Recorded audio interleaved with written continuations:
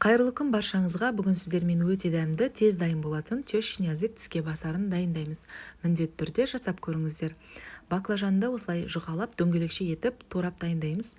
Және де қышқыл дәмін алу үшін салқын су құйып, тұз салып, жақсылап араластырамыз да 20 минуттай тұзды суда ұстаймыз. Сол кезде баклажандағы қышқыл дәмі жойылады.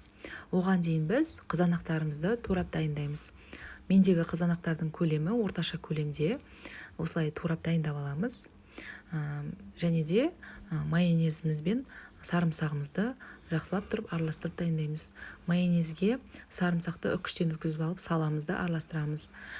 Осыған укроп қоссаңыздар да өте керемет дәмді болып шығады. Міндетті түрде солай да жасап көріңіздер. Осылай жақсылап араластырамыз. Және де бізге клярға жұмыртқа және ұн қажет болады. Бізге осы жерде 2 жұмыртқаны қолдандым. Негізінде 1 жұмыртқаның өзі жеткілікті болады. Және де осындай кішкене ғана ұнды қолданамыз.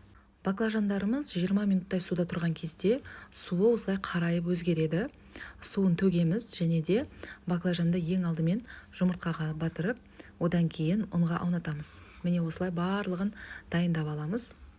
Және де майымызды қыздырып, қызып тұрған майда екі жағы сарғайып қызарғанша қуырамыз. Достар, егер де сіздерге видео ұнап жатса, видеоға лайк басып, комментарий қалдырыңыздар. Және де алдағы уақытта видео рецептерді жіберіп алмас үшін каналыма тіркеліп алуды ұмытпаңыздар.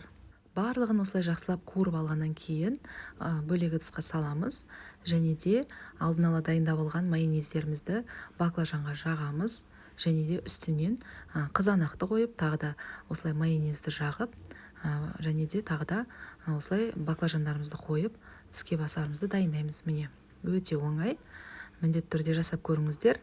Егер де видео рецепт ұнаса, әлеуметтік желіде достарыңызбен, жақындарыңызбен бөлісіп қойыңыздар. Сіздермен болған Нағима.